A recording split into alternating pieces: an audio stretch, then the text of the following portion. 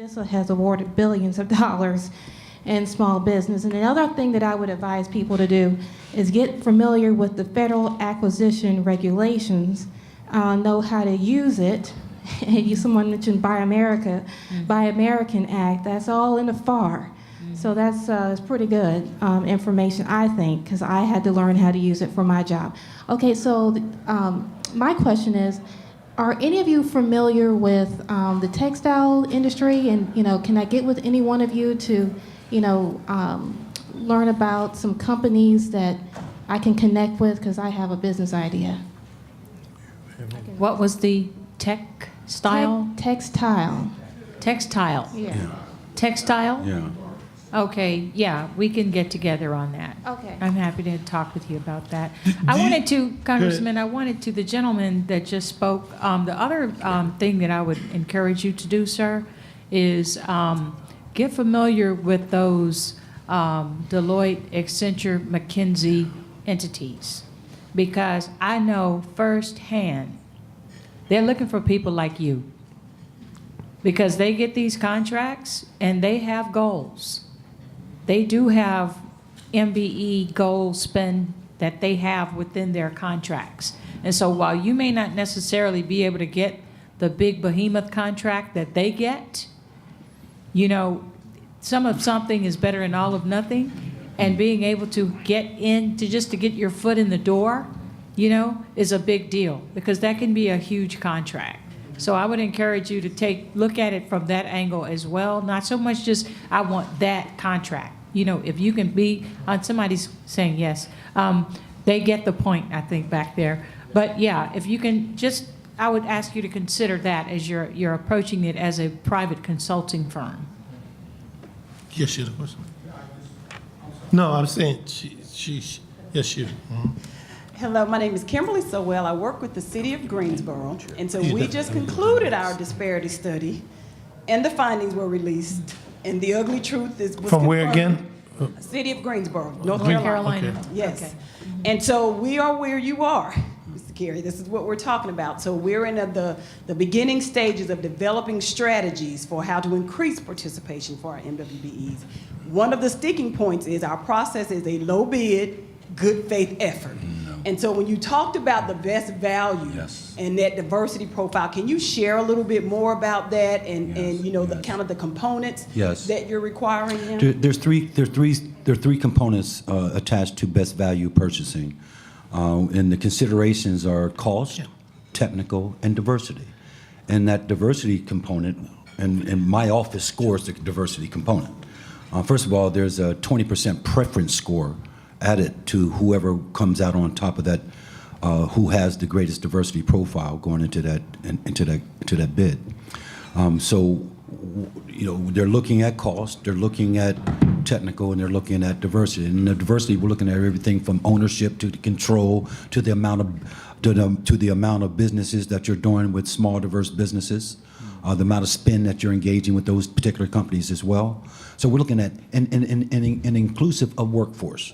So we're looking at all aspects of that, and based on their profile, it's going to be determined who would get the 20% preference points, and that's been determined. I mean, we're seeing diversity as high as 50% on those types of bids. I mean, it's incredible the turnaround we did a pilot program. Out of the pilot program, we did over $100 million additional spend with SDBs just by going best value.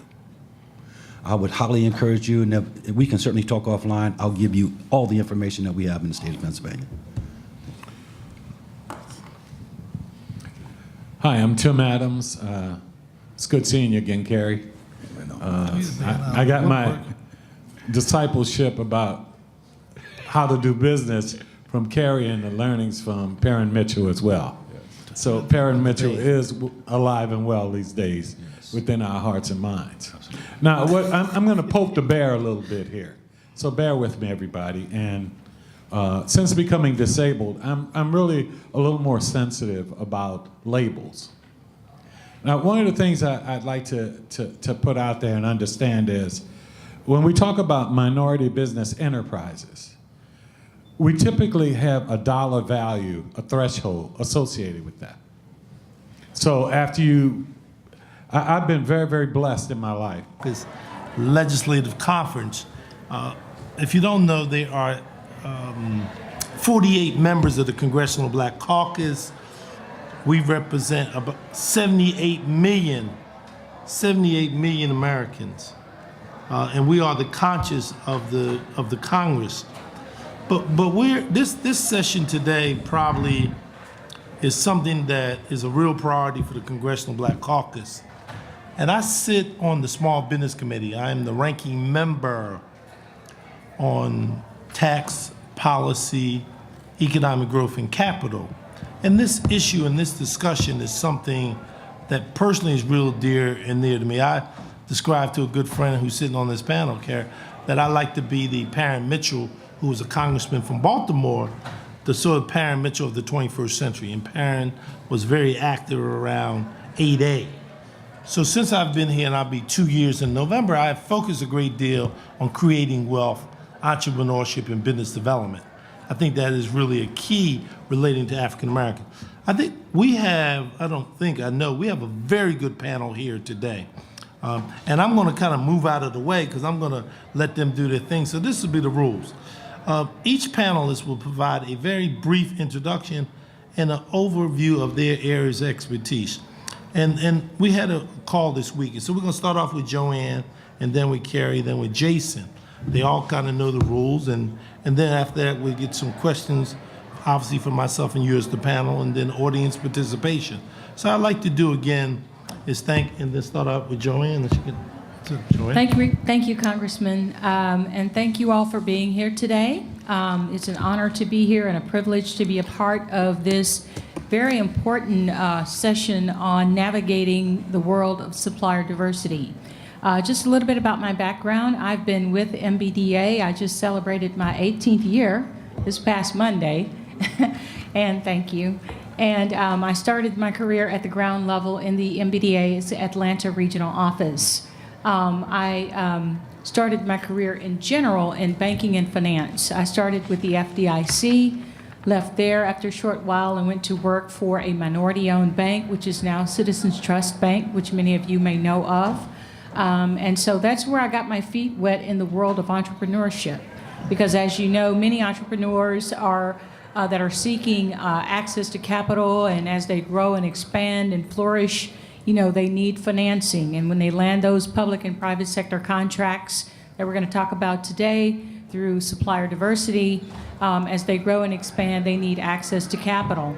But fast forwarding to today, in my role at MBDA, I serve as the chief of the Office of Business Development, and I have oversight of our national network of business centers. Right now, we have, in our grants program, we have 40 of those roughly nationwide. We're also expanding our business portfolio to include broad agency announcements.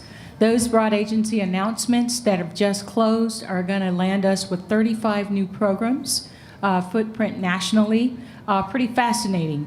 We've traditionally had a franchise business model. Now we're expanding that into multiple platforms to include a global women's initiative.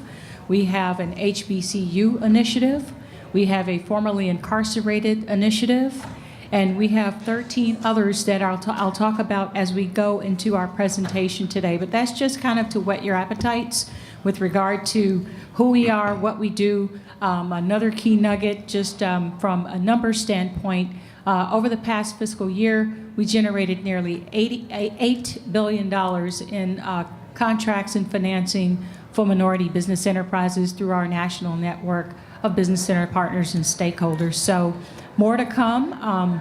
We'll talk about that, and we're very proud to be celebrating our 50th anniversary that's coming up real soon. And I can't go any further without taking the privilege, and I know he doesn't want me to do it, but we have a new national director, Mr. Henry Childs, who's joining us today as well. So thank you, and I look forward to sharing with you some nuggets that I hope will be helpful in growing and expanding your businesses. Good morning. My name is Kerry Kirkland. I'm from the state of Pennsylvania. I started this business probably about 45 years ago. Started in the Pennsylvania Department of Transportation, ended up in General Services, went down to the SBA. I was a deputy at the SBA, regional administrator at the SBA, vice president of the National Black Chamber of Commerce. I had the honor and the privilege to work with the Honorable Dr. Arthur A. Fletcher. In 1989, I was working with Dwight's mentor, or hero, I should say, Parent Mitchell, Congressman Mitchell. In 1989, many of you who are involved or engaged in this particular practice know that that was a very important date in terms of the Croson decision. The Croson decision was rendered in 1989. Down there, it was Croson versus the city of Richmond. As we all know, the city of Richmond had about 30% MBE policy during that time. Croson was an Ohio contractor. They were bidding on the city jail contract for urinals, and they chose not to solicit minority businesses. And at that time, the mayor, who was running the program very aggressively, decided that Croson would not get the contract. He disqualified them because they did not fulfill their obligations to the minority business community. Croson challenged that, and he won. And from that point on in 1989, the spigots for minority business development was turned off. I was working with Parent Mitchell at the time. I had asked Parent to join me down in Richmond. In 1989, I founded an organization called the American Contract Compliance Association. National organization, in fact, is the largest contract compliance association in the world currently. Parent came down along with some of the top experts in the nation talking about what we needed to do as a result of the Supreme Court ruling on strict scrutiny. So, Parent was the heart and soul. He's known as the godfather of minority business development everywhere where I've been. And he sort of set the precedent and the stage for what we should be doing in terms of minority entrepreneurship. See, Parent, it was very basic for Parent. Parent told us 1,000 times, he told us 1,000,000 times. Economic empowerment is the next logical sequential step in the civil rights movement. He used to tell us and preach to us every single day. It's just that simple. And until we as a people achieve economic empowerment, it's going to be very difficult to attain full citizenship in this country. He taught us that. He drilled that in us continuously throughout our careers. In the state of Pennsylvania, I've been charged with helping to put together some reforms, because in Pennsylvania, our programs are not legislated, and they sort of run at the whim of the administration. You have a certain administration who value these types of programs. It's a very aggressive approach to making sure that diversity and inclusion is at the top tier of their agenda. Other governors who come in who may not be as excited about minority entrepreneurship, they let the program wither on the vine. And that's basically what happened during the previous administration. All the policies and the programs were gutted out of the agencies. We had no programs. And what we're doing right now is basically restructuring. We think that we're probably designing one of the most aggressive programs in the nation. I'm very, very excited about sharing some of that information with you today. But as our former speaker mentioned, that's just our initial nugget. I'm hoping to share more as we go along throughout the course of this workshop. Good morning, everyone. I'd like to also thank the Congressman and all of you for attending this session. My name is Jason Tremieux. I'm the head of Supplier Diversity at Facebook, based out of Northern California, our global headquarters. So it's really a pleasure to be with you here today. I've been privileged over the course of roughly my 20 years in my career to work at what I call the intersection of mission and the marketplace. I've worked with small businesses both abroad and starting in East Africa and working in the US and different parts of the country. And then most recently, before joining Facebook, ran the Supplier Diversity Initiative for Super Bowl 50, which was the Super Bowl played in the Bay Area in 2016.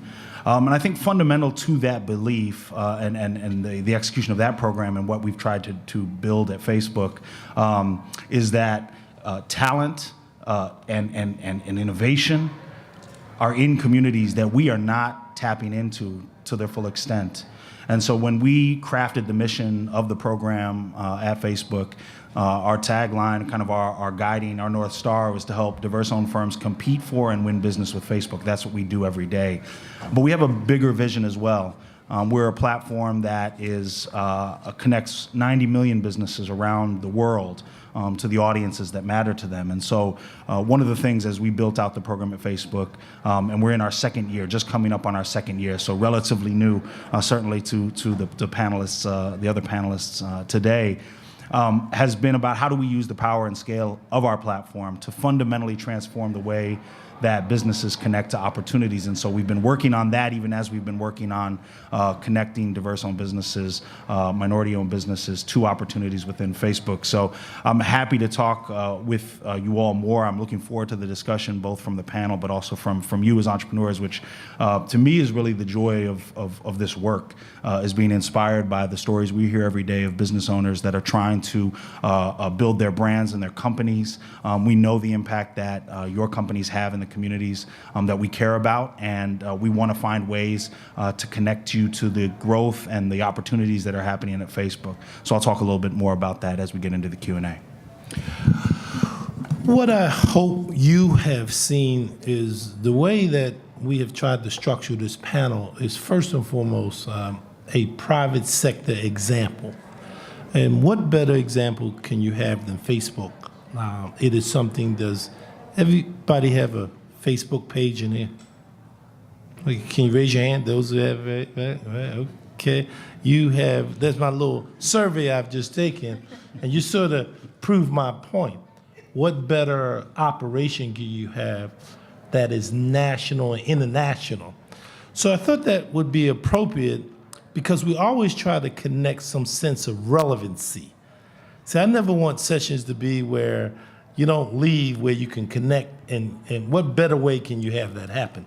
The second thing in terms of a model of a state, it is the 5th largest state in the nation. Pennsylvania is the 5th largest state in the nation, and know a little bit about that particular state. And Carrie has that ability to bring together a particular public sector model relating to the Commonwealth of Pennsylvania. So you have the Commonwealth of Pennsylvania and you have Facebook, both private sector and international. And then what better can you have than the United States government, which was always buying something every single day. And what I always try to express to people, in that 365-day period, there's money being expended. There's money being expended. So the way the process works is we in the Congress vote, and then there's the execution and the delivery. So Pennsylvania is one example, the federal government is another example, and then Facebook. And so the idea of this process is to really talk about the navigating. Because the issue I hear about the most in my legislative district and probably most of the members of the Congressional Black Caucus is the question of access and how do you take advantage. And this whole supply chain, what I like to do is start off with Jason. From a private sector company, in terms of the whole element of supply chain, how does that work? And the nitty gritty, if you can, Jason, right down the top of it. Because I do want to say, did you also heard him describe his connection from a Super Bowl perspective? Because last week, a couple weeks ago, I was in Alabama, and we had, not Alabama, I was in Mississippi. We had the gentleman running the NFL who was there. And this is kind of how this panel idea came up to me, where the NFL was talking about the Rooney Rule, right? The Rooney Rule. That, if you know that particular rule, the Rooney Rule is something where every team has to interview a minority in that mix. And what they said to me is, well, you don't really need the Rooney Rule in the national government because you have the 8A program. So there's the 8A program and there's the Rooney Rule. So I kick it to Jason to speak to that question about showing exactly how does Facebook access in terms of people, particularly black-owned firms and others accessing Facebook. Right, so thank you for the question. We may be a little different than other companies that you have interacted with. If you've sold into, how many of you have corporate customers for your business? How many of you have public sector customers for your business? Okay, good. So we have a great mix in this room. So I should have said up front too, our program is relatively new. We're just 2 years in. So we're getting started. And that's a really exciting place to be, in my point of view, because we actually have a chance to shape the narrative of what supplier diversity means for a company like Facebook. We're also a relatively young company. And so the way in which we buy and the things that we buy continually evolve. But to be very specific about the ways in which minority-owned and black-owned firms can connect to us. First of all, this is part of it. Part of the reason I'm here and part of the reason my team travels and we try to connect to business owners in person is because we get a chance to talk to you about your business, and we get a chance to talk to you about the types of goods and services you provide and the potential fit for our supply chain. So that leads to the question, well, what is it that Facebook buys? And we really buy almost everything. So from the produce that goes into our cafes to the companies that network and build our data centers, from the marketing research that gets done, it's across the board, both goods and services. The good news about that is there's a lot of opportunities. There's lots of different types of things. The other thing you should know about Facebook is not just what we buy, but how we buy. So we are completely decentralized, meaning every Facebook employee is empowered to engage the vendors that they need to get their jobs done. Now, the good news of that is it actually opens the door for many more businesses to participate. We don't have, in general, and there's some obvious categories where that doesn't apply. No one just goes out and builds a building because they need to build a building because they need more space. But in general, if you meet a Facebook employee and they have a need, or their team has a need, or their organization has a need, they may be in a position to help you connect to an opportunity directly. So we buy in a very decentralized way. Now, I sit in the sourcing group, and what that means is that we're a small team within sourcing, are behind a lot of the opportunities that are out there. So we've known from day one that the way to build a supplier diversity program that's going to be effective in delivering qualified, diverse-owned firms to compete for opportunities is going to be through the tools that we use internally. So case in point, when we started the program, when I launched the program 2 years ago, there was no internal tool for discovering the existing suppliers that we had. Well, we knew in order to put diverse-owned firms and minority-owned firms in front of these buyers, we needed to build the tools that would actually give people the insight into who was in our supply chain already, and most importantly, that those diverse-owned firms would have a preference in that discovery process. So we've built into our internal discovery tools that diverse-owned firms show up first. So you can imagine that as a kind of search engine optimization even within our own company. So we spend a lot of time on the road talking to business. I was earlier this week in Detroit talking to some veteran-owned firms. And the tools that we have internally to be able to understand what you do, understand how it is that, who's the right stakeholder internally that we may be able to connect you to. We really try to do that in a very real-time way. So I will sometimes get on my phone in conversation with you. Don't be alarmed or dismayed that I'm not paying attention. I'm actually looking up who is it that I might be connecting this person to, with this business to, because I know internally who that team is that might have that need. And we try to wrestle things to the ground quickly, to yes or to no. We know as entrepreneurs, your time is probably your most valuable resource, and we don't want to waste time with you if we don't think there's opportunity for your firm at this point, but we also want to get things going quickly if there's a chance for you to provide value to what we're doing at Facebook. So we tend to have an ethic that's around trying to wrestle things to the ground quickly, to yes or to no. The last thing I'll say, and we can come back certainly to unpack this some more, but we use our product. So if you all follow our page, we have a Facebook page, Facebook Supplier Diversity. We have an Instagram account. We often post there about things we're doing, events we're going to be at. For example, next month when MBDA celebrates National Minority Enterprise Development Week, we will be there alongside our partners at MBDA and the NMSDC with a lot of our sourcing managers at that conference.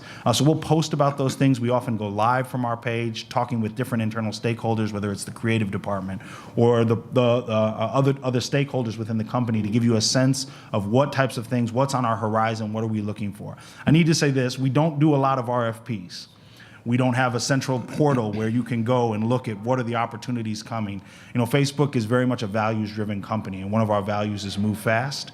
This applies in our procurement very much. So when we meet you, and I've told this story a few times, but I introduced the diverse-owned supplier to the company, a company I had worked with through the Super Bowl. It was a services-based company. But the time from the day I sent the email, 10 days later, they were on site providing services. I'm not even sure the contract was fully signed yet. So that's just the nature of how we work. I won't say that's normative, but in general, we are a company that's experiencing a lot of growth. We have we need a lot of help, and we value greatly the thousands of businesses that we work with to help us get our jobs done. I'm happy with that last statement you made, because I think, as you say, time on task is extremely important, and that's what I kind of hear from entrepreneurs. Pennsylvania, I'm going to ask you sort of the same question, because obviously Pennsylvania as a government provides services, and you can, tweak whatever way, Carrie, you want to do. You heard what Facebook described themselves, and obviously you're a public sector, and I think, as I recall, not my days too long ago, the state's budget is $30 billion, and then that's just the operating side. There's the capital side, and that got to be spent $300, and then there's a lot of agencies. So can you talk about your standpoint from Pennsylvania perspective? Heard what Facebook says, but tell me about people dealing with the public sector from Pennsylvania, and tweak whatever way, Absolutely. And in Pennsylvania, this is what we're designing is pretty much a brand new program. And I don't mind saying this because it's the truth. Unfortunately, the experience that we've had in Pennsylvania is not a great one in the past. I mean, when this current Governor Wolf came in the office, we did an empirical analysis to determine the spend that was happening with minority businesses throughout the state. And unfortunately, that picture was not that pretty. During that time in the previous years, we've never exceeded 5% of spend to minority businesses. And for African Americans, quite frankly, it was 0.5 of 1%. The governor came in, he says, this is absolutely unacceptable. We looked at Maryland, and Maryland continuously do about 30% with their minority business community. New York, they just increased their goals to 35%. What the governor did initially, before we did anything, he said, you know what, first thing we want to do in 2018, we're going to do 20%. And then 2019, we're going to do 30%. Now, that's before we engaged a disparity study. For the first time in the history of the Commonwealth of Pennsylvania, the governor financed a disparity study. We're going to be getting the results of that disparity study next month. We got an idea where we're going to be, and I can tell you our goals are going to be somewhere around the 25% range. And we've been instructed to aggressively pursue those goals. And I can guarantee you that's going to happen. But some of the things that we've done to try to push the needle forward until that study, the data of that study is released, we took a look at how we were procuring goods and services. And the traditional way in Pennsylvania that we were procuring goods and services is through what's known as low bid. It's low bid, lowest bidder get the award. But when we did an analysis on who was getting the awards under good faith effort, low bid contracts, African Americans was basically getting zero. We've convinced the governor that we needed to change the model, and we started going towards a best value contract model. The best value contract model, not only do we take a look at cost and technical capabilities, we're also looking at your diversity profile. And what we've noticed in that best value context is that companies are beginning to compete. They didn't believe us at first. And consequently, we had some very large companies that lost some bids and was having some absolute fits about it because they thought it was business as usual with the previous administration. They found very, very quickly and very, very harshly that that's not the case anymore, and they're going to have to be accountable. And that message is out loud and clear. I'll tell anybody right now it's a good time to do business in Pennsylvania. We've done several things. We have an advisory council, 17-member board of entrepreneurs and advocates who's at the table every day demanding their fair share. And that's one of the best things that's ever happened in the state of Pennsylvania. Some of the most ardent advocates you've ever want to see on behalf of minority businesses in our state. We not only did we do the disparity study, I was always fascinated with how Maryland did their county. I mean, in Maryland, you can go to any county in Maryland and the governor can pick up his handheld device and tell anyone how much business they're doing with African-American females, African-American males, Hispanics, or any other protected group. In Pennsylvania, they weren't even allowed to count historically. For the first time in the history of the Commonwealth of Pennsylvania, we're going to have the same system as the state of Maryland has starting in the spring of this year. We're in the final stages of our procurement. We're so happy that we were able to contract with the African-American female to perform that function in our great state. Another thing now, one of the things I did, I traveled across the state and I wanted to find out from entrepreneurs, how are you being treated when you go into these agencies? And man, it was one of the most horrifying things you've ever want to hear. I mean, the women, the sexual harassment that sometimes occur, the African-American males in particular, how they, no phone calls back, getting late information, late bid information. It's just not the way to do business. It's unacceptable, and that's not going to happen anymore. What we've done, we've adopted what we call an agency liaison program. Every agency in the Commonwealth of Pennsylvania now has a deputy secretary level individual who's reporting to our office, and they're the ones who are being accountable along with the agency secretary for the agency spend. Everyone's going to absolutely be given the orders. It's no compromise on this. Whatever that goal turned out to be at the results of this disparity study, and we're going to hold firm on it, and every agency is going to be accountable until that's achieved. We've also put together a mentor protege program for those who may be interested, where we're teaming inspiring entrepreneurs, or those entrepreneurs who are at that, ready to go to that next level. We're combining them with those multi-million-dollar companies, and having them join partnerships and doing joint projects together in order to try to build capacity. Because one of the things we've noticed in the state of Pennsylvania, it's been very difficult to get a prime contract, particularly if you're an African American. And a lot of times it comes down to whether or not we have the capital to fund, if we have the capacity to operate at that prime contract level. Historically, we have not. I'm working with probably one of the most brightest teams I've ever worked with, Stone Ridge Capital. We had Tim Reese, he's the former treasurer of the state. We put together some of the top minds in finances together. We're in the process of raising $100 million for an impact fund for the first time in the state of Pennsylvania. That impact fund is going to do everything from working capital, if you want to acquire another company, acquisition, or anything else as it relates to developing your business and growing your business. That impact fund is, and it's just not the dollars associated with it. One of the issues that we have, I hear many entrepreneurs share with me. We sometimes, as owners, we want to be the quarterback, we want to be the center, we want to be the wide receiver, we want to be every position on the field. And sometimes it's not because we really want to, because we can't afford to bring in that kind of expertise. But what's going to be attached to this particular program is a state-of-the-art technical assistance activity that's going to talk about everything from operations to legal services to technology to strategy. Those 7 pillars that you absolutely need in order to grow your company to the next level. We're very excited about what we're doing with that program in Pennsylvania. I'm gonna slow down now and save a little bit for a little later on and give my colleague a chance to talk about what they're doing with MBDA. One of the things I want to say, which I thought Kerry did an excellent job. Remember, there's 50 states, and he's only describing Pennsylvania. And it's not an accident that he talked about Maryland. And where was Perrin Mitchell from? Baltimore, Maryland. That's right. So keep that in mind. If you have the formula, what's taking place in Pennsylvania, you do the math for yourself. And then the other thing you should do a deep dive, and I did this with Melanie Shaw and the Supplier in Pennsylvania, is there's 67 counties in Pennsylvania. So there's the counties, there's the state government. So it's important that you understand with what Kerry said. He sort of, in a sense, did a report card, a very honest report card relating to Pennsylvania. He talked about Maryland regarding models.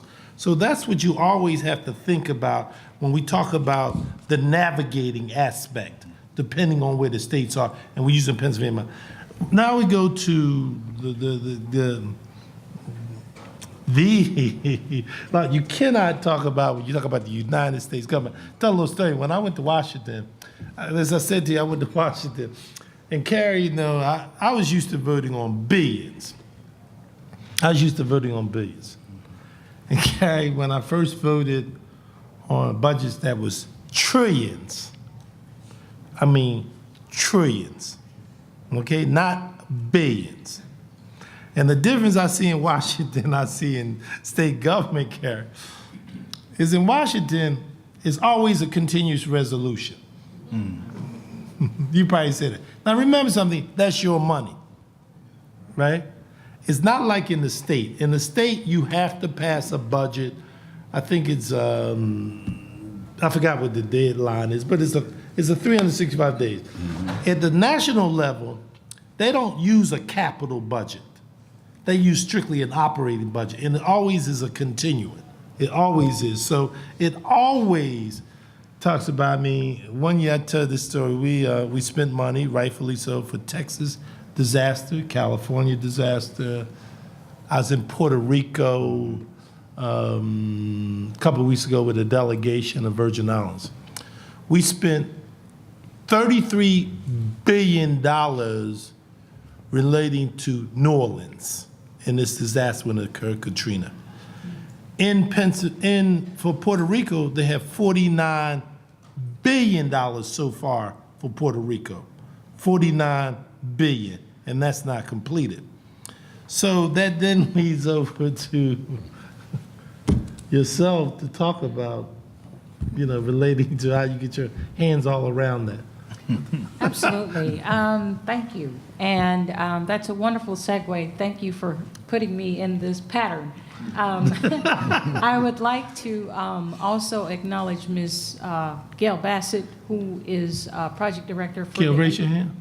Wait. Gail Federal Procurement Center, who was also a former director of the state of Maryland's Office of Economic Development. So she did a lot in the acquisition division. She's here with us today. But I want to talk about that $1 trillion number that you reference, as well as the multi-billion-dollar number, hundreds of billions. As you have heard, there is a $1 trillion plus infrastructure initiative when you talk about the capacity of MBEs and the construction space and being able to build the capacity that's going to be needed to secure some of these larger acquisitions that the federal spends. That's just one major opportunity that's on the horizon for MBEs that we'd like to see them be a part of, an integral part of the conversation and dialogue when we start to talk about who's getting those contracts, how are they being led, how are they being held accountable, et cetera. But the federal government spends nearly $1 trillion in spend annually. We have a partnership with the Office of Small and Disadvantaged Business Utilization, where they seek to identify MBEs, kind of like supplier diversity programs comparable to what's in corporate America, to build out their supply chains. And some of them do better than others, but to the Congressman's point and Carrie's point, it's not enough. It's just simply not enough. And one of the things that we're doing at MBDA as we evolve into the evolution of where we go into the future is we're going to be strengthening from a policy standpoint our position and how we communicate and shine light on what's really going on. You know, what is it that we need to have in writing that we can give to the congressman and give to those advocates that are going to be aligned with us in our advocacy efforts to help MBEs secure more contracts into the future. We have a study right now that's one of our greatest competitive advantages, Congressman, is our data. And we are going to be strengthening our positioning with regard to these disparity studies. I'm happy to hear that you're doing the one in Pennsylvania to begin to really help understand. This is not about a love offering type conversation that we're going to be posturing ourselves to have. This is going to be about, here's the economic imperative for America as a nation and our global competitiveness. If we want to be competitive in this global economy, MBEs, minorities that fit the whole profile of minority under our definition, which are the ethnic minorities, African Americans, Native Americans, Hispanics, et cetera, you're going to have to give serious attention to what's going on and find a way to build them into these supply chains. The way we build them into these supply chains is we, as an agency, have helped to facilitate teaming, joint ventures, strategic alliances, helping to provide them with access to, if we don't provide the services directly, we have a cadre of strategic partners and stakeholders that we've built and cultivated relationships over the years that we can provide you with access to help you go after some of these contracts. But, and one of the ways we're continuing to promote some of these contracts is to the point that was made by my Facebook colleague here, is at our National Med Week that's coming up, we're going to have a government-to-business exchange matchmaker, if you will. We have about 15 federal agencies that have confirmed to participate in that. They're going to be presenting over $100 billion in opportunities where they're looking for MBEs that they can build out their supply chain with. And I would say that navigating that, going back to the whole headline of this session, you know, things that you need to have ready. Those of you, I saw your hands raised, probably are a little more seasoned than some in the room. You have your capability statements. But if you don't have a capability statement, you need to have that. That is a standard business practice. And if you don't have one, you need to get one. That capability statement needs to be ready to be posted. You should have it on your, with regard to your brand visibility and your social media outreach. You know, you should be prime time with that capability statement. And it's typically one page, front and maybe back. That is your value proposition. When you're handing out cards and you're sending out information about your company, your business card should have what it is you do and your NAICS codes. You should be able to have that on your business card. If you can't put that on your business card, you don't have your elevator pitch down. You just simply don't. I've gotten business cards, and I can tell you the ones that have stuck with me that I've passed on when I've met folks saying, hey, we're trying to find ABC and we can't find them. Well, we've got 2 or 3 of them, or at least a portfolio of 10 that we can send you right now, Facebook, if you're looking for MBEs in the I&I industry, if you will.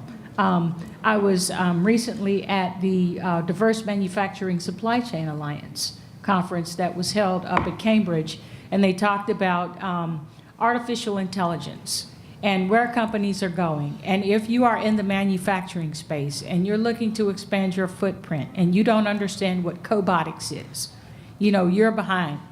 You've got to get caught up to speed. That's the combination of where robotics are going to be aligned with humans to provide all these innovative solutions that the Johnson & Johnsons and Pfizers and other medical and healthcare industries are going to be looking to. And so for those of you who don't know exactly who we are as an agency, we are the only federal agency that is specifically designed to foster growth and competitiveness of MBEs. And we've done that. We were started some 50 years ago now under the Richard Nixon administration. We used to do mom and pop, you know, but today we've evolved into a much more sophisticated organization where our ideal client, we say $1 million or more, but we are, we work with companies that run the gamut. They can be $500,000 to $10, $25, $50 million plus. But what we're looking to do is create jobs. The only way for us to do that is to have companies like yourself that are scaling. The only way for you to scale with these big, massive behemoth contracts is going to be through teaming and joint venturing. And we want to help you do that. And we'd like to have some of that happen in this room before we leave today. I wish there was an opportunity for us to have an exchange. I hope that we're going to have the contact information from those of you that are here before you leave so that we can add that to our portfolios. But you know, the issue that we talked about with regard to innovation, you've got to get aligned with what's going on in the technology world, folks. I mean, everything. I was listening to my boss the other day, you know, held up his phone and said, you know, everything is going to be done here. Everything.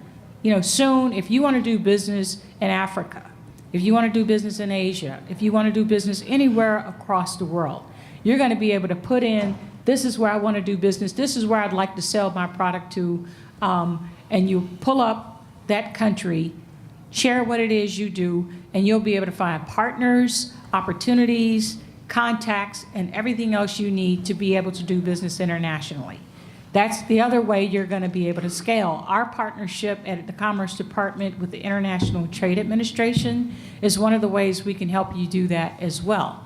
In addition to selling to the federal government, navigating supply chains both domestically and internationally is what we do well. We do that very well as an organization. And so as you're looking to grow and expand your businesses, my challenge to you is don't just think about growing here domestically.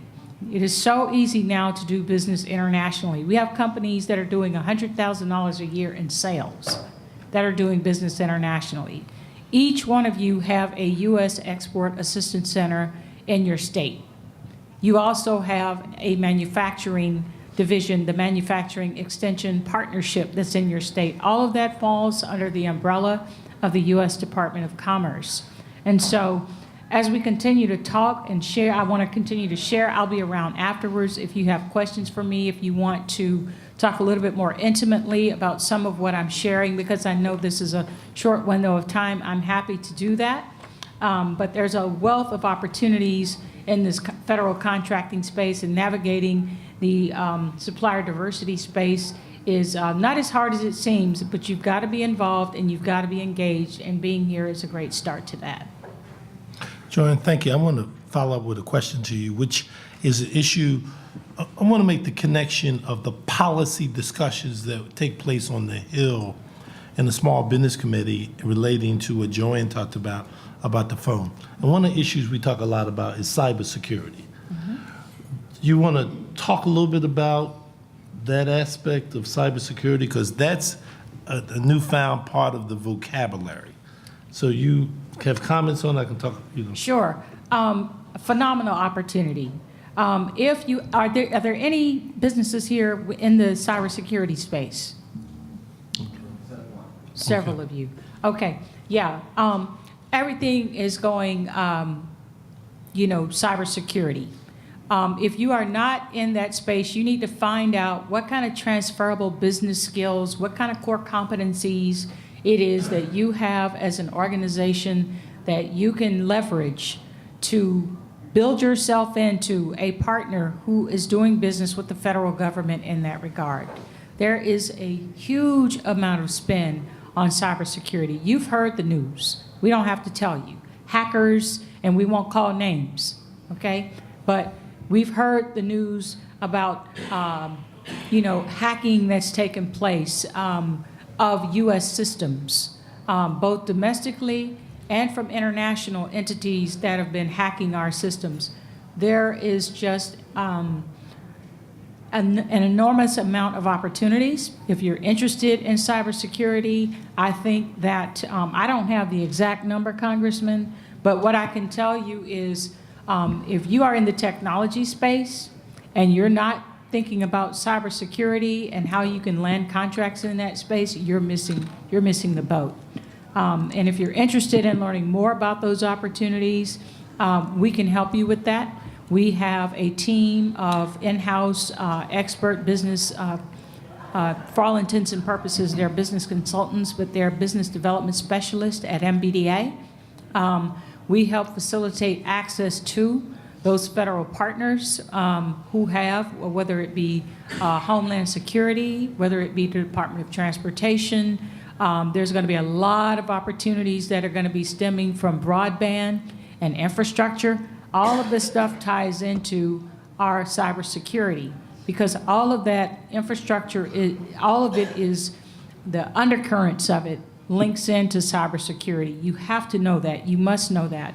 And I think it's a little bit too technical to talk about on this panel per se, but I do feel that, you know, when you start to hear about these trillion-dollar infrastructure projects that are going to be coming out, there's nothing that's mutually exclusive about what's going to be occurring. It's all directly interrelated. And so please get educated, stay smart, and if there's anything that we can do as an agency, we're going to be here for you. One of the things I want to say to you is at 2 o'clock, Representative Congresswoman Jackson will be doing a meet and match, minority suppliers doing business with the public and private sector at the Convention Hall Saloon GH. I want you to keep that in mind to what was just expressed, so as a follow-up to the discussion. Speaking of cybersecurity, what better thing to talk the Facebook perspective? I know she's drinking a couple extra glasses of water. He's drinking a couple glasses extra water. He said, man, he took a deep breath like, man, I hope he don't come over here with that question to me about cybersecurity. I can hear him thinking. He's like, man, don't be bringing that cybersecurity to me. Can you speak a little bit? Because obviously, that's an impediment, usually small businesses, because in the Small Business Committee, we've been talking about, as a matter of fact, I was prime sponsor of a bill, to talk about the Small Business Administration working with small businesses on this issue. And obviously, I don't have to tell you, it is a challenge and it's real. So I'm just curious from a private perspective, you know, as it's an impediment to what's going on. Comments on? Yeah, and I think, you know, what Ms. Hill discussed around the procurement aspect of it, obviously we also think about it in terms of you're running your own business and your business needs to be safe. And I'm grateful for the resources of the MBDA and the local affiliates who have a lot of support and can provide a lot of support to you as a business owner around your own operations. You know, Facebook is really focused on three things kind of over the next 10 years. These are kind of the frontiers as we see it. And I think it's important to note that the way in which we do business, both for a large, company to the federal government, state governments, all of it is changing. And I think that there is still a lot of unknowns about how we do business in a way to keep the North Star that we've all talked about, which is creating wealth and creating jobs in Black communities. I mean, that is what we are trying to do. So all of this needs to be taken into that context of how is this helping or hurting us. But we're focused on really three things going forward. We're focused on connectivity first and foremost. There are 4 billion people around the world who don't even have access to the internet. So the 2.5 billion people that use Facebook's family of apps, while a global community that continues to grow, we certainly see that there's a lot of opportunity out there to connect more people so that they can have voice and that we can bring people closer together, which is our mission. The second piece that we're working on is the artificial intelligence and machine learning. And I think, we see a lot of opportunities with that. I was yesterday actually with a Hispanic-owned firm from Puerto Rico who is working very interestingly on a number both of state projects as well as with private customers on machine learning. And basically what they're doing is, in one of these projects, I found it very interesting, they're dealing with mosquito infestation in places like Puerto Rico. And so they're feeding these computers with models of images of all different kinds of species of mosquitoes. And what they're doing is training the computers to be able to recognize these different species and therefore be able to predict where these outbreaks will take place. And this is a minority-owned business that's leading the charge in this area. So machine learning, deep learning, or AI, that's another area of big focus for us. And then the final area is virtual reality, and I think that and augmented reality. But I think that you know, a lot of these areas come with big questions that, you know, we should all be asking about how these things can, again, in the context of this panel and the discussion today, help our communities grow and thrive. So for me, that's my focus when I look at these areas is, are we connecting more Black and brown communities? Are we, are Black and brown communities building the technologies that are actually being used in the artificial intelligence and the machine learning space? And I'm pleased to say we're connecting with some of them at Facebook. We're using some of them at Facebook.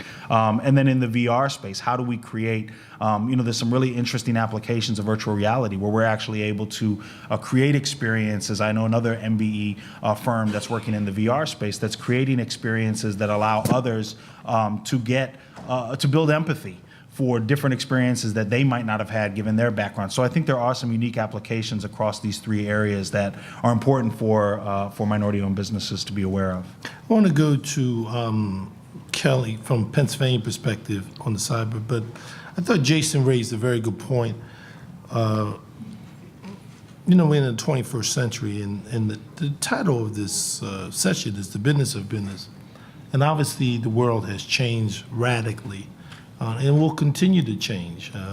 Mentioned artificial intelligence and things of that nature. So in our communities, do our communities have the ability to adapt to a changing environment? So Carrie, from your perspective, obviously you was around when Parent Mitchell, and the world is different from when Parent Mitchell was around. That's why I always thought I said I want to be the Parent Mitchell of the 21st century. I mean, it was a different world, and business models were different then than they are today. So, and there's no such thing as, to our knowledge, cybersecurity. You didn't have to discuss about cyber. You're just happy to match up a contract, to meet and greet. So, from your perspective, from a state perspective, do you hear about these kinds of things today? Yeah. Well, it's the innovation economy, and you know, one of the things I was sharing with one of our colleagues earlier today, there's a number of initiatives that's happening in the state of Pennsylvania dealing with the innovation economy. I know what they're doing basically is importing talent in from other states. I mean, right now in Philadelphia, next month, they're bringing in several young tech entrepreneurs from Seattle and talking about how we're going to share that knowledge with folk in Pennsylvania. So they're taking this all across Pennsylvania, from Philadelphia to Pittsburgh to central Pennsylvania, talking about how to set individuals up in the innovation economy, something that we've not done a tremendous job with in Pennsylvania, period, in the whole tech industry. One of the things I just wanted to mention, and you talked about navigating businesses or navigating these different programs and different operations to try to generate business. I can't tell you how important that is. Having a strategy going in. You know, Dr. Fletcher, he was another, Arthur Fletcher, the founder of Affirmative Action, used to tell me all the time, Kerry, you know, he was a military strategist. And he said, always, quote, my man. He's always, quote, Sun Tzu. And we always talked about how agencies, particularly public and private sector agencies, try to get rid of particularly African American entrepreneurs, man, and it's like, and he always tell us all the time that if we do not, first of all, this is about a lifetime. You cannot get frustrated. Sun Tzu said, how to defeat your enemy is to make them feel that they can't win and they'll stop trying. And I equate that with all the folk we got coming into all the state agencies and being told no. All the folk that come into the state agencies and have their proposals thrown in the trash can, or never getting phone calls back, or getting phone calls 2-3 days before the due date. You know, I mean, that's extremely frustrating. And I can tell you this, it'll make you feel like you can't win, and I've seen many companies stop trying. I mean, this is a battle. I mean, this is a battle that's going to take tenacity. It's going to take just a lot of gut going in and sitting down and just not accepting no for an answer. You know, Parent Mitchell used to say all the time, man, he described all the time about that first Congressional Black Caucus meeting to us. And he shared with it that he had Ozzie Davis as the first keynote speaker. And I know, Tony, you know this story very well. And as Perrin looked at every single one of those congressional members in the eye and looked at them and told them all, this is not the man is the plan. What plan do you have? We ain't talking about any individual. What's going to happen if you're not here tomorrow? What's the plan going forward? It's not the rap, it's the map. What's the map that's laid out for us to take advantage of so we can take advantage of these opportunities? That's been my driving principle as we put together the programs in Pennsylvania. It's not about demand. What plan do we have? Do we have a comprehensive plan that's going to get us where we're going to go? Will it move the needle significantly that's going to increase our spend? That's the real issue for me. It's not the rap, it's the map. What map do we have to get us there? And we have a very comprehensive plan, a very comprehensive map of how we intend to do the upticking of our spend with particularly minority vendors in the state of Pennsylvania. As far as the innovation economy is concerned, much work needs to be done. Make no mistake about it. But the wonderful news about that is you can come in and you can start from the ground floor because it's not happening in Pennsylvania in our communities right now. We understand the digital divide, and it's impacting us more than anybody else in the nation. Our problem is getting folks excited about coming in and getting it started. That's what it's really all about. I want to, Carrie did a good job for me to open it up to you in the audience. I always start out with the question, are you a producer or a consumer? Are you a producer or a consumer? And as one of my heroes used to say, Dr. Leon Sullivan, he used to say very clearly when he used to state the element of you don't buy where you don't work. You don't buy where you don't work. And speaking of that, when you put Richard Nixon's name up, it's rather interesting that was the first statement recall when he talked about black capitalism back with Reverend Leon Sullivan, when Reverend Leon Sullivan was doing so. It's, again, history just really repeating itself, here. And the question is, are we prepared as we move into this 21st century to deal with a new changing business model? Because it is a different business model than we talked about. So I talk about it, so that's what I'm doing. So it's open up for questions. Ken, do we have a mic for anybody? There, Randy has. Randy, how you want to do the mic? Please introduce yourselves to us and who you want to question to. Malik Bradley, student at Savannah State University. And my question What state university? Savannah State University. Say it a little proudly. Savannah State University. Good. I'm sorry. As a student leader on campus, one of the things that I'm trying to take back to my campus is information like this. So with the cybersecurity, artificial intelligence, but one of the things I feel as a college student is that, we'll go to college and we'll learn, how to manage a business, organizational skills, things of that nature. But the key component of which, like Mr. Carey was speaking about, having that program, not your program proposal, but having that strategic plan written out for proposals to get money allocated for your business, like that piece. And I feel like, as a college student, we kind of miss that to the assets of what you was talking about. So what are some ways, I guess, of which I can enlighten my colleagues back at Savannah State and just people I know about that process of finding the course of action to get the assets, I guess. Well, I'm going to let the panel go down the line, however you want to go, and give that gentleman any thoughts. I'm happy to start with that. Mm-hmm. So if you're looking at, often today, many schools have, to your point, many schools have integrated entrepreneurship training programs for that very reason, exactly what you're talking about.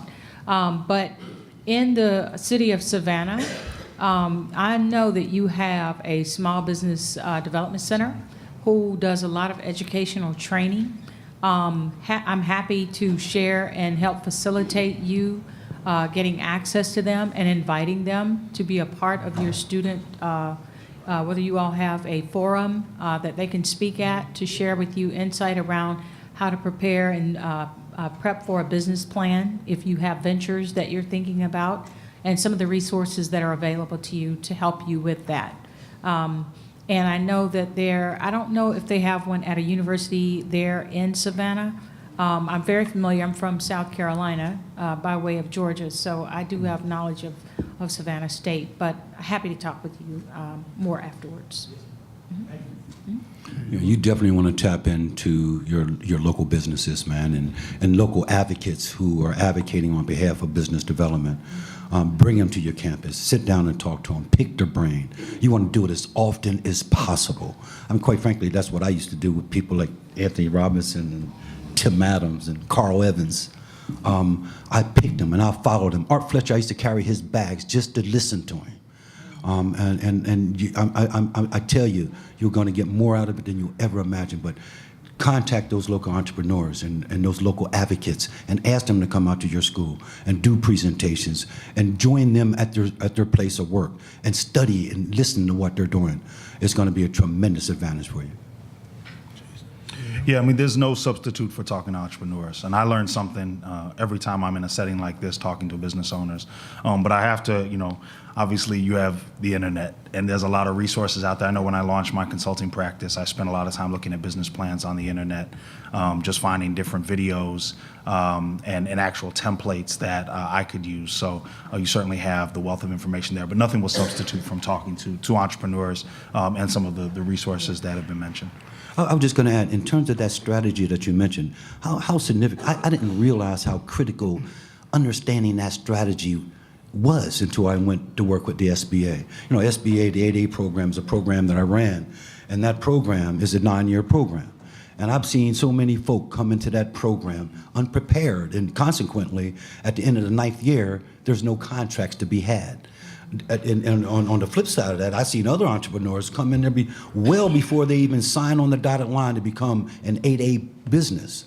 They knew precisely what they were going to do, what agencies they were going to attack, what types of contract. They understood what the pipeline was in those agencies. We did a study when I was there. I'm trying to figure out why so many people within 100 miles of the Beltway was so successful in getting 8A contracts. That's because they was on it. They was in the agencies. They was talking to the procurement officers. They was developing relationships. They was helping those agencies understand what they needed, to push their agenda forward.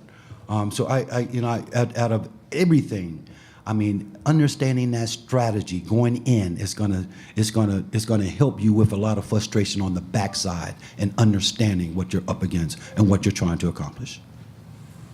Hi, my name is Lafayette Barnes. I have a small company called Zulu Global Enterprise, do business-to-business matchmaking. And you're right, it is a different strategy that we have to use today. I'm still trying to figure it out because it's a global economy. So I have a question, I think, for Joanne and some of the other panelists. One has to do with negotiating with this Buy America Act, for example, right now in the global economy. Sometimes in our supply chains, we have companies that we're partnering with that aren't necessarily American manufacturers. Mm-hmm. But there may be opportunities in the federal government to bid on certain contracts. And it's my understanding that with the Buy America program, there may be certain limitations on doing partnerships with the federal government contracts as it relates to offshore manufacturing, the percentage here.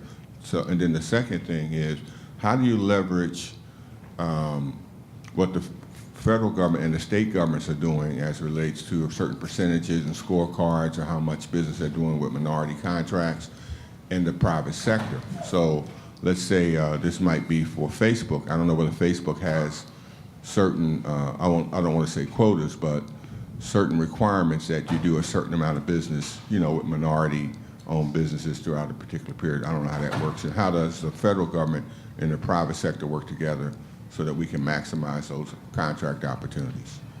Okay? Okay. So for part one of your question, yes, with regard to the Buy America, and there are oftentimes requirements that are put in place by the Enforcement and Compliance Division of the International Trade Administration. And so if you are acquiring, if you have products that you want to sell to a foreign nation, what you have to do is, my best advice is get aligned with a U.S. Export Assistance Center. They are experts. They are pros. They can help prevent you shipping and sending things and spending money that you're going to lose if it gets there and it gets held up at the port because your freight forwarding had a flaw or there were issues with regard to the nuts and bolts of the product that are unacceptable or don't meet the compliance requirements. And so regardless of what your product is that you're seeking to sell through the Buy America program, you do need to be aligned with a U.S. Export Assistance Center. They are excellent, and your tax dollars are paying for that service. You know, there is a Gold Key program that they offer that you can sign up to be a part of. But that's my, if you don't take anything away from this session, that is definitely a nugget with regard to the Buy America initiative.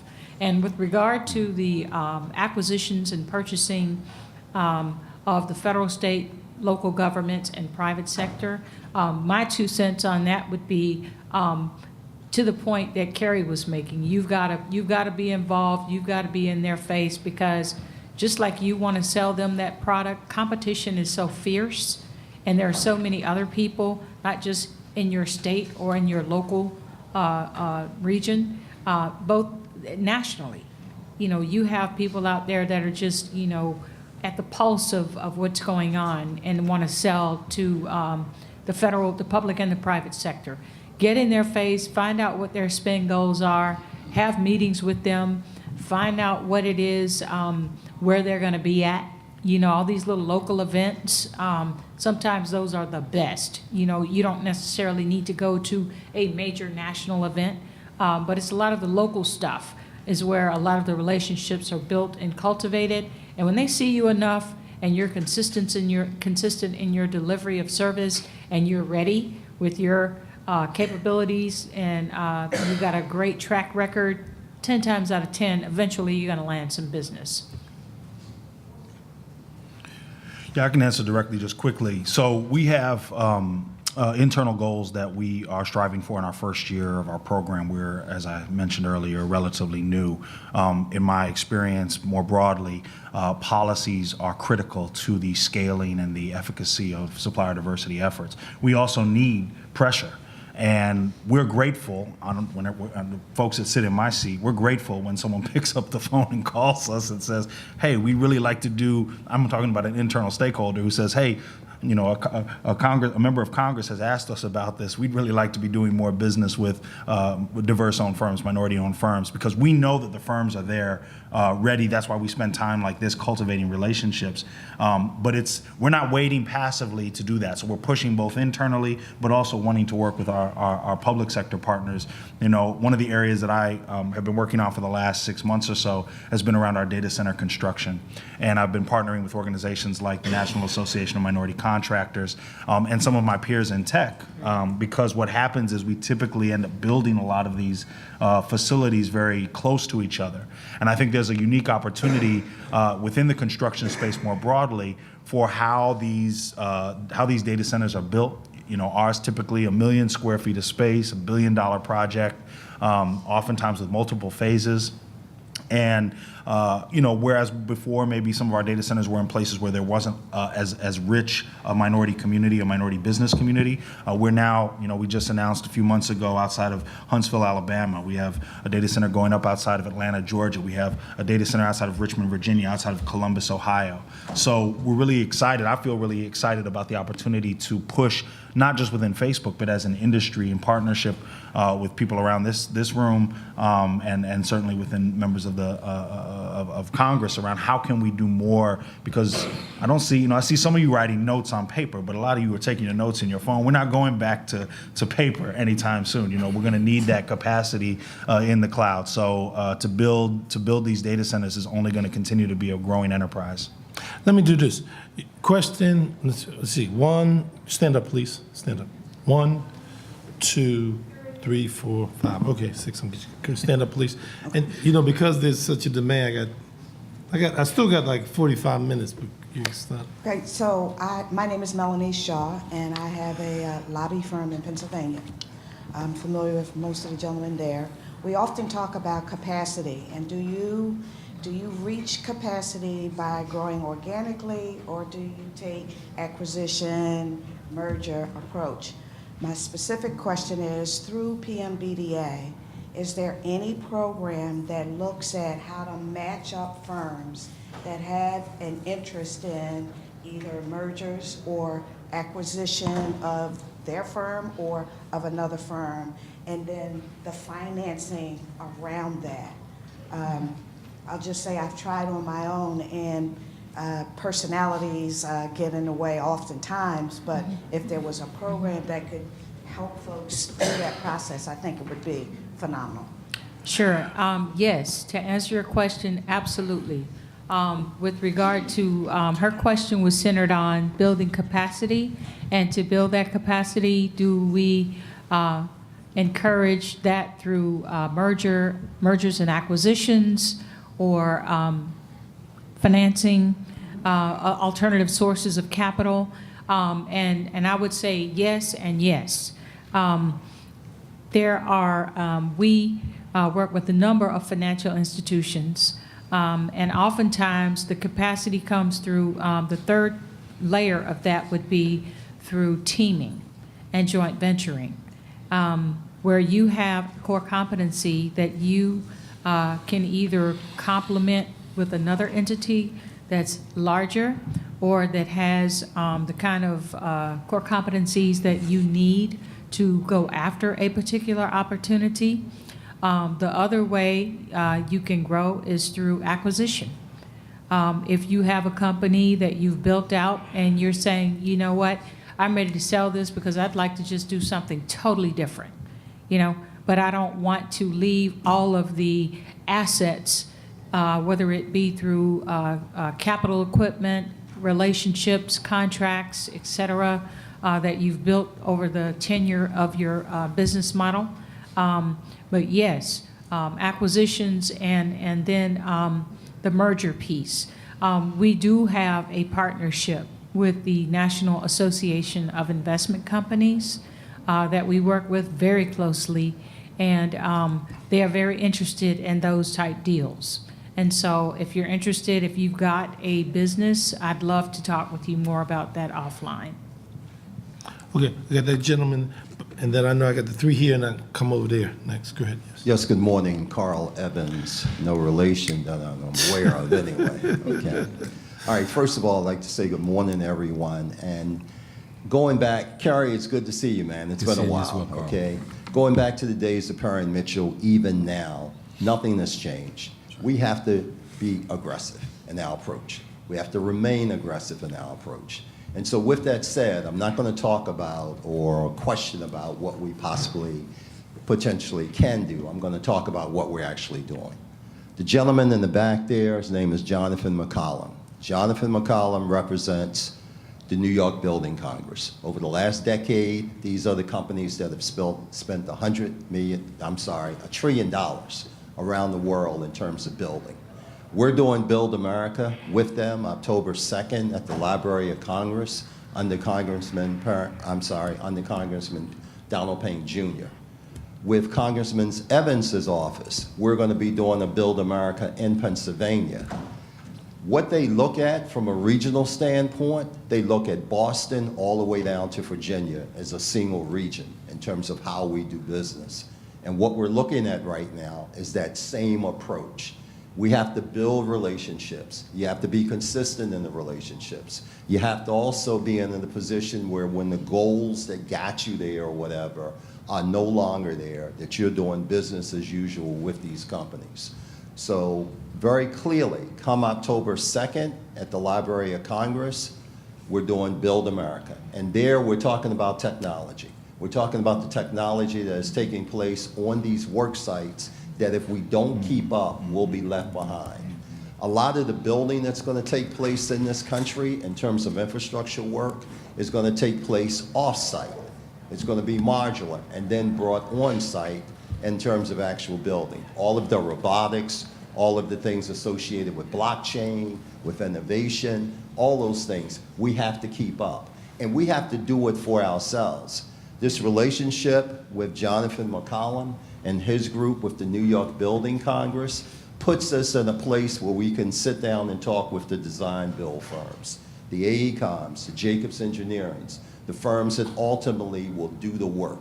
It's no need for us to waste time with the third and fourth tier companies if we're not able to impress and able to get to the owners, the people who actually control the dollars. So Congressman Evans's office will be working closely with that. For the gentleman with Savannah State, you need to get these companies on your campus. They're on your campus right now. They're building, they're doing construction, they're doing design work, but they need to be within the structure of your classroom, talking to you about internships, possibility for jobs, and also with curriculums. And the other thing that's happening from a training standpoint is that training is changing. You talked about augmented reality, virtual reality. All those things are playing a role now in terms of how we train and how long we train and what these training takes place. So we're moving forward. We're going to remain aggressive. We're going to get things done. MBDA is also participating with us from the standpoint of innovation and technology, advanced manufacturing. So it's not what we can do, it's what we're actually doing. I appreciate the time. Repeat that date again. The date is October 2nd, It's gonna and be- it's from 8:30 until 12 noon. Congressman Donald Payne Payne, Jr. from and New Jersey. Congressman Donald Payne Jr. is out of New Jersey. Congressman Cummings Out of Baltimore, Maryland, correct. Congresswoman Norton, she also participates with us DC, as well. correct. But we will, and we've already started the process of working with Congressman Evans's office for Pennsylvania. Correct. And Carrie, in terms of cybersecurity, in terms of protecting your election space, we have companies that can do that. And we'd be very interested in getting companies into Pennsylvania, New Jersey, and other places to be able to exercise those type of capabilities. What I'd like to tell you, which I love whenever I say that I want to be the Parent Mitchell of the 21st century, the band has come back together of the Parent Mitchell people. So when you see them come out of the woodwork, as soon as I said that, the band started coming back together. So I want to let you know, if you notice, they just come out of the woodwork everywhere when they hear that Parent Mitchell, right? There's right there. So okay, that gentleman there, and I didn't forget about you over there. Hi, Jim Baker. I run a consulting business out of Philadelphia called Baker & Company. We're management consultants. I had a question. Management consulting is a $139 billion industry worldwide, and it's often difficult for minority firms to break in when the business is dominated by firms like McKinsey, Boston Consulting Group, and others. And from a private sector perspective, usually it's difficult to get in because those contract calls are made by high-level executives, and it's difficult for minorities to break into that. So from a private sector perspective, how do we break into that business? I recognize teaming is a way to go. And then from a public sector perspective, oftentimes when we bid on opportunities, they're evaluated by RFP committees that are buried in the bowels of the organization. And those organizations within the public sector are often, racist is probably not the right word, but they often have biases that often make minority and smaller firms looked at differently than they would if they were major firms. So that's a two-part kind of question. Briefly on the consulting side, I can speak for the Facebook experience. We actually do engage a number of small consulting firms. They're not decisions that are made by kind of higher executives. They can be, but as I said earlier, at Facebook, really, we give our employees the power to engage the vendors they need to get their jobs done. So, and I should mention, I will be participating in Congresswoman Lee's Matchmakers this afternoon. So please come. If you don't get a chance to talk to me here, I will be there, but would love to talk with you more about that. Did you want to go ahead? Yeah, Mr. Becker, you hit the nail on the head. You're exactly right. A lot of those decisions are made up at the top. There's no ifs, ands, or buts about it. And the contract committees, there's such a lack of diversity on most of those contract committees. That's one of the things we're attacking right now, particularly in Pennsylvania. We're demanding diversity on every one of those agency contract committees. Now, historically, they had very few folks of color involved on those contract committees. The second thing is, and we need to chat, because I know we chatted some time ago down in Philadelphia. We need to chat because it's time for us to get in front of the secretaries. We're getting in front of the leadership for for those types of presentations, and we'll let it trickle down to the folks who need to hear it at that point. But let us get together offline here today. We'll set up a time when we get together and talk about a strategy going into Pennsylvania. Jim, I'm going to come to you. Give me 1 second. To that point, as legislators, either at the national level or at the state level, we need to be more vigilant of accountability. So when you ask that question, Kerry can do what he does from the internal aspect, but when they come before committees, Benny Thompson is very good at it. Benny is the ranking member of Homeland Security. Lightning strikes, he'd be the chairman. It is that questioning and vigilance. Real quick, if y'all want to buy the book, not that I'm promoting it, called Making Ideas Matter. There's a section that I wrote that when I got my first existence, and Carrie doesn't probably even know this, is there was a guy named Wally Barron, who's the Secretary of General Services. And I was on the appropriation committee. They allowed me to be that particular time. And I was vigilant about asking questions of the Secretary of General Services. Those of us in elected positions have to be more vigilant. Kerry can do what he has to do, but there has to be a climate that is created. And that's why I said I thought Benny does a very good job in Homeland Security. But we have to be more vigilant. And if you don't talk directly to us, Kim, raise your hand, please. Kim's my chief of staff. It's important. Don't get to me, get that number. That's what we have to know. You gotta be vigilant. We don't know about it if you don't talk to us. So I'm gonna go to, yes. Hi, my name is Veronica Wright. I work for the federal government for an IT cybersecurity agency, actually. And someone mentioned biases. Yeah, there may be some biases, but a lot of times with government, we just, stick with what we know. We put that J&A together so quickly because we don't want to lose that continuity of service. But for my agency, Defense Information Systems Agency, you want to do business with the government, get with the small business rep, because we celebrate, goals for all the contracts that we have awarded to small business. And DISA has awarded billions of dollars in small business. And another thing that I would advise people to do is get familiar with the federal acquisition regulations, know how to use it. Someone mentioned Buy American Act. That's all in the FAR. So that's it's pretty good information, I think, because I had to learn how to use it for my job. Okay, so my question is, are any of you familiar with the textile industry? And can I get with any one of you to, learn about some companies that I can connect with because I have a business idea? What was the textile? Textile. Textile. Yeah. Textile? Yeah. Okay, yeah, we can get together on that. Okay. I'm happy to talk with you about that.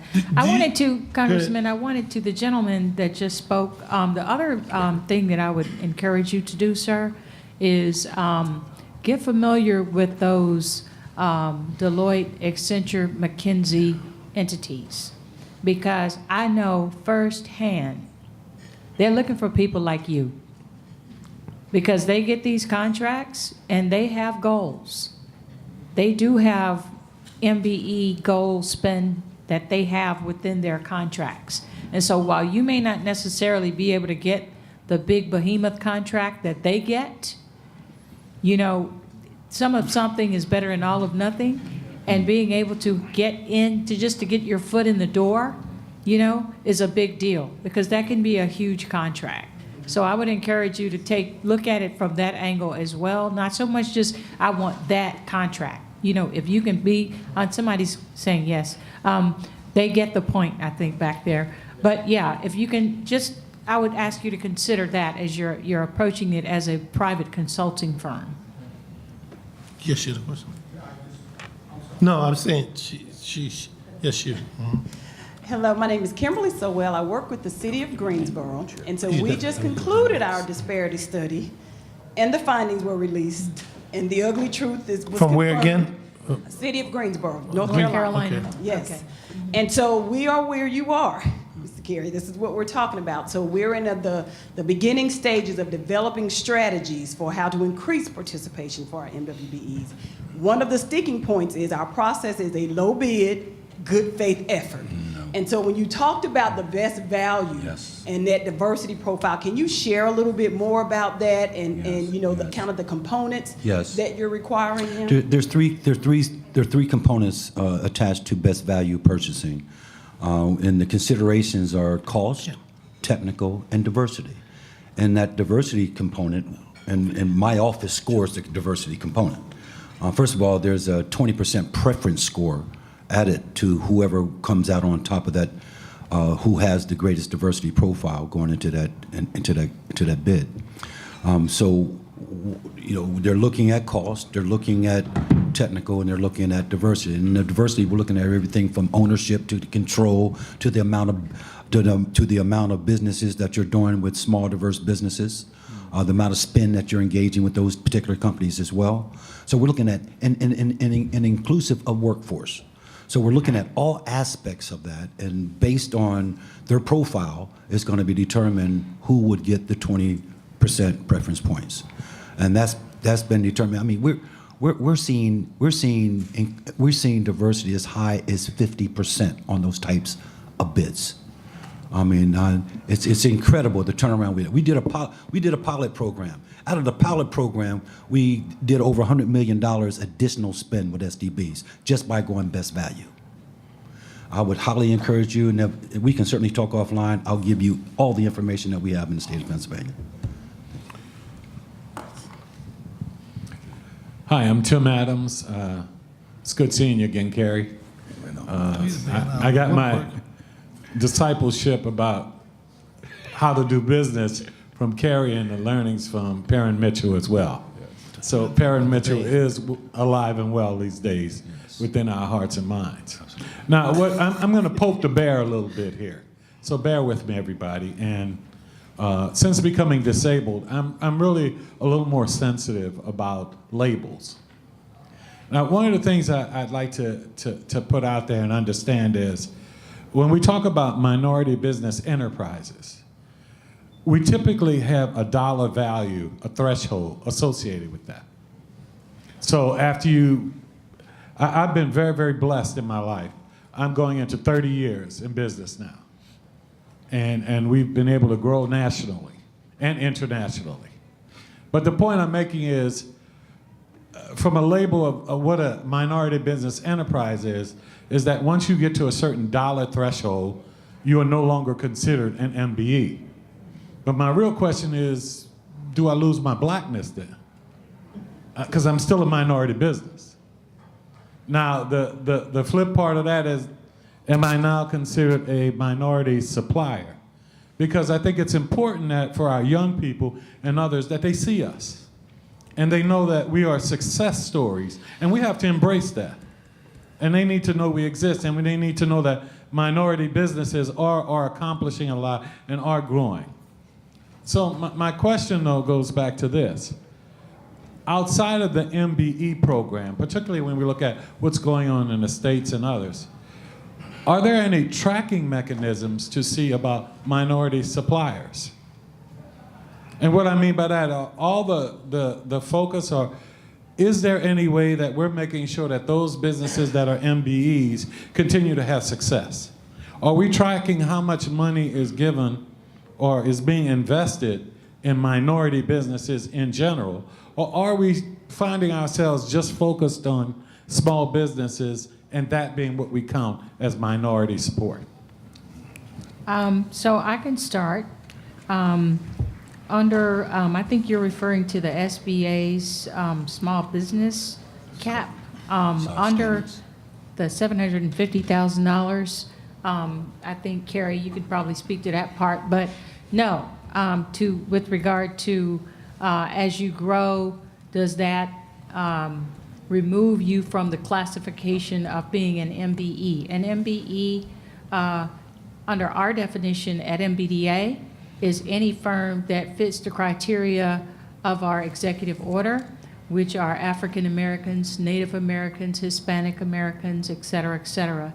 And regardless of whether you are a $1 million, $500,000, $250,000 business, or $125 million plus business a year, you are still classified as an MBE, because contracting is all relative. You have some contracts that these companies are going after now under IDIQs. Those are indefinite delivery, indefinite quantity contracts that are massive. I mean, these contracts are multi-billion-dollar contracts, and a company that comes in at $50 million is considered small, you know? and they may be an MBE. We have a couple of companies that I'm aware of that I know have been successful on some of these disaster recovery, and when they had the BP oil spill down in Mobile, down in that area, we had a couple of them that secured a spot on some of those massive IDIQs. And they were, in fact, we have another company that just landed one huge with automotive industry, international. The gentleman was formerly with the International Truck and Engine Corporation, and he just landed an IDIQ on, you know, a huge IDIQ. So no, to answer your question, you don't lose your classification as an MBE. There are programs like Carrie, I would appreciate you chiming in, Carrie, having been the 8A director, that he can speak to, but that threshold is so, the cap on that is so small, you know, but that we have companies, in particular these IT companies, that are generating and landing contracts that are massive, you know, $50, $100 million contracts.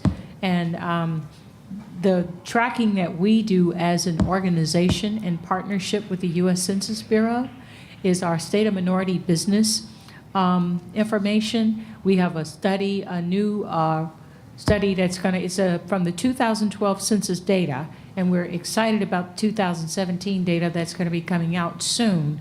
But the U.S. Census tracks the revenues of minority business enterprises. We brought with us out there on the table some of that information that shares with you the annual revenues by those ethnic groups that you refer to. It shares the number of firms, their gross receipts, their number of employees, the average paid employees that they have, et cetera, et cetera. That's one of our greatest assets as an organization, is our policy data and analysis, and these state of minority business reports. The one that I'm reading from right now is our manufacturing. We also have one that that is on exports. You know, we talked about exports earlier. For those of you that are interested in knowing who are those companies, what does the profile of those companies look like by ethnicity, minority ethnicity, we have that. We also have another set of data that shows the impact, as well as the top industries where minority business enterprises by category are classified. And so we have all of that great data for you. And this is a wonderful resource for the conversation that we're having today. Both the public and the private sector look to MBDA to gather and capture this kind of data for the very reasons that you bring up, and helping to make the value proposition for why is it important for us to be doing business with MBEs, and what does it mean to us as we continue to be competitive as a nation, as I started out saying in my initial comments. And Gary? No, Tim, that's one of the more controversial issues that I've had since I've been doing this work, is size standards. And that size standards, I mean, from the very first day, it's always been an issue. 750,000 at the SBA, net worth. In Pennsylvania, we have no net worth cap in Pennsylvania, and in fact, it's generally for manufacturing, it's about $20 million cap on that. However, I mean, think about this: it's $20 million cap and a 100 employee cap as well. I mean, that's the size definition in the state of Pennsylvania. You can't exceed 100 employees. You can't exceed 20 million if you're in the manufacturing. 7 million if you're an A&E firm. All right. Now, in fact, I just talked to my fellow colleague over here about this issue a little while ago, because I needed his advice. I came up with a radical idea, Tim. I wanted to eliminate all revenue, period, from this definition. Folks start looking at me sideways a little bit, but you know, we're in the process of doubling our size standard in Pennsylvania to about 38.5. We're going to mirror the SBA, which is 38.5 on that cap. Now, Unfortunately, our employee size is legislated, so we have to go through the legislative process to get that increase. We want to also increase that size. We're hoping to make announcements sometime next year, but that's one of the more controversial issues that we've been wrestling with since day one. Now, and it's something for me because I think about Perrin all the time when I think about size. I mean, Perrin, he convinced me totally that this is about going. Imagine, he says, Kerry, where you have a strong business environment in communities, a couple of things you're going to almost be guaranteed. You're going to have safer streets. You're going to have more effective schools. You're going to have the kind of role models that we don't see now, right now. I mean, because you're going to have these folks working in your communities, being seen in your communities, contributing to your communities. And when you have that 100 employee cap, what we found is people are managing their business up to 100 employees. They're managing their business. They're managing their business up to the revenue thresholds. And they're not growing any further, any more extensive. Well, what that does, that put limitations on the whole notion of what Perrin thought all these things was about. And what we're consistently wrestling with and consistently challenging our authorities with is increasing those size and eliminate those barriers so that we can grow jobs, and that's what this is all about in our communities. I think I have one. Where's my mic at? I have one right there. Hi, my name is Dean Roboto. I'm the Senior Vice President for Strategic Development with McKissick & McKissick. Kerry, it's good to see you again. See you as well. Congressman Evans, I remember when you were in the Commonwealth of Pennsylvania. You were a huge champion of what we did. And I just wanted to piggyback on the gentleman who was a consultant. We found the same thing in the construction management, architectural, and engineering background. The trades have a fair share, and they will get theirs, and they deserve it. One of the areas that we found lacking is the fact that when it comes to consultants, professional consultants, construction managers, architects, and engineers, that's a harder lift to climb. And it goes back to, and I'm sorry, ma'am, I didn't get your name, and my eyes are really bad, but... Joanne. Hi, how are you? You mentioned partnering, MWBE percentages, and one of the things that we found successful was doing just that. We partnered with a large firm, and we did 3 projects at Lincoln University. Aggregate was about $90 million. The third time around, we decided to go after it as a prime. Kerry and I have had numerous conversations about this, and I thank you for your tutelage. And what resulted was we had a $25 million project standalone. The same firm that we had as when we were sub-consultants became our subs. There are times when you need to flip that script. Yes. And quite frankly, they're more than willing to do that. McKissick is also the first MWBE to prime accepted as a GEC, General Engineering Consultant. We've also done the same with New York City, where we're the IEC, multi-billion-dollar program. And the gentleman who talked about consulting, I'd love to share some of our experiences with you because we're all in the same boat. And quite frankly, I say these things and all of a sudden some folks will think, wow, you guys were a success. We are. We're blessed. We're thankful. But there are times when we go into a project with a large firm and we are offered the moon and we don't even get the dust off their boots. And we have to stand there and fight and scream and say, we are not going to live on getting a 20-hour employee on an IDIQ or an on-call basis for 5 years. So you have to go in there and let them know there's an MOU that we need to sign before we even get into bed together. Because you're going to tell me everything I want to hear. But when we start dancing, you might leave me for the other hot chick, and that's not going to happen. Okay, so I'd love to talk to you about that. This is what I'm going, because I'm getting my instructions real quick. I'm gonna deviate from even what my chief has said, but I'm gonna resolve. 30 seconds you got to end. That will allow them to answer questions and close. I'm determined we end on time. So I'll go with you two, and that'll be it. You get your question, and then y'all can, in a sense, answer and close. So Tony, I'll go to you and go to the gentleman, and I'll go. I'll be very quick. Go ahead. If you look at the cornerstone legislation that Perrin got the Congress to pass, Public Law 95-5-7, Right.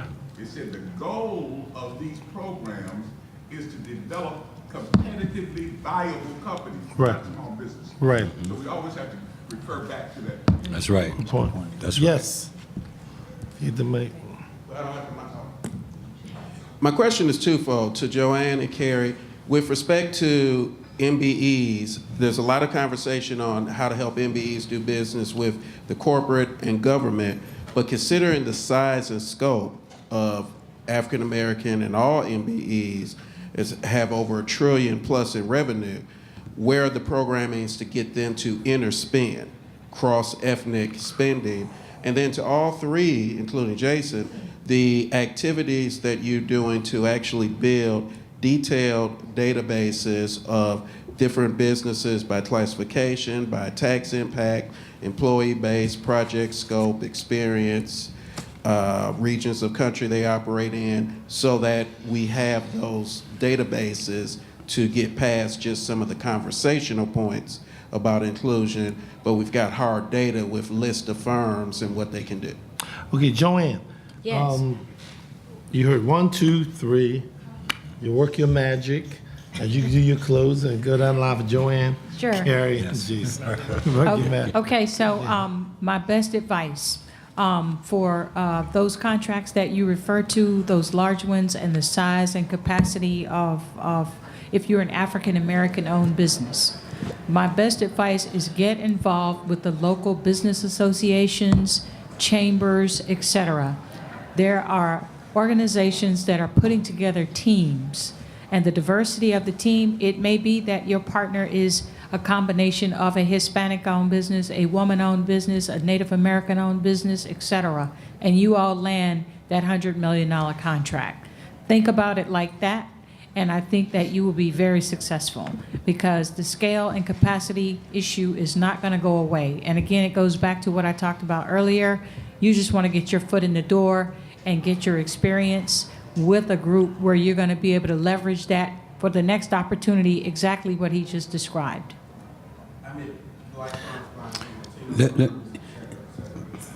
I was just going to say, Tony, I know you remember this. Art used to tell us all the time, one of our greatest challenges is us doing business with one another sometimes.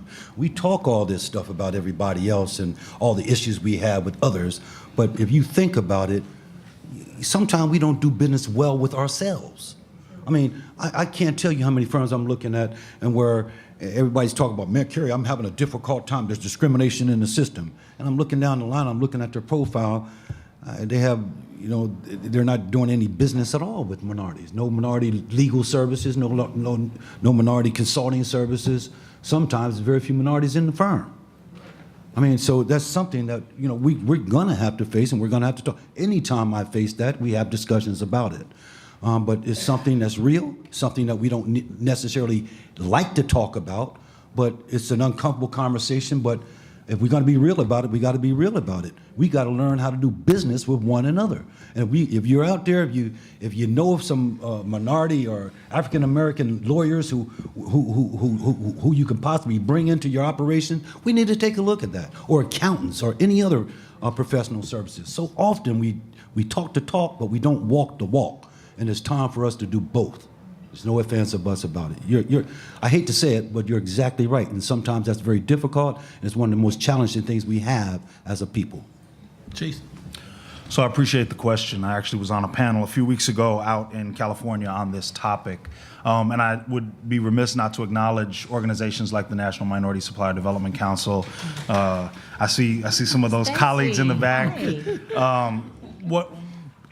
The specific point I want to mention there is they have, and I serve on this in our council locally in California, but what they call an MBE to MBE committee.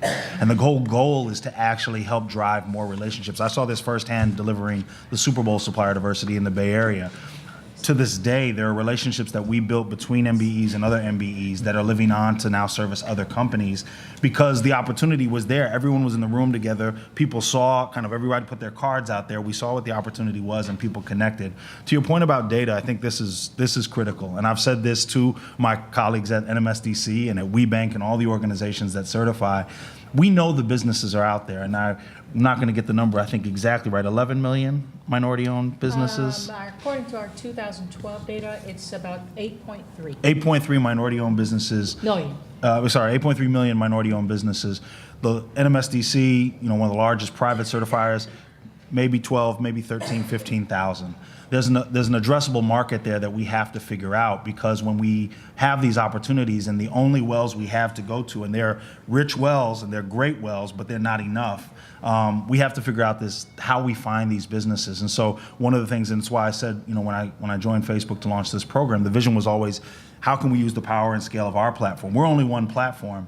I think, when we talk with our peers in tech, whether it's Google or LinkedIn, we're asking them the same question too. How could collectively we work on this issue together so that the issue of finding each other, we could eliminate the excuse that has persisted for far too long, that businesses, qualified minority-owned businesses, can't be found. And so that's something we're anxious to work on in partnership with others, but it's a critical point.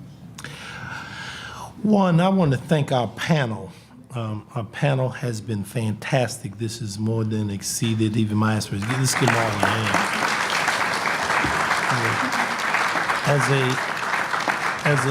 As a member of the Congressional Black Caucus, we want these dialogues and discussion, and I want to end with this statement.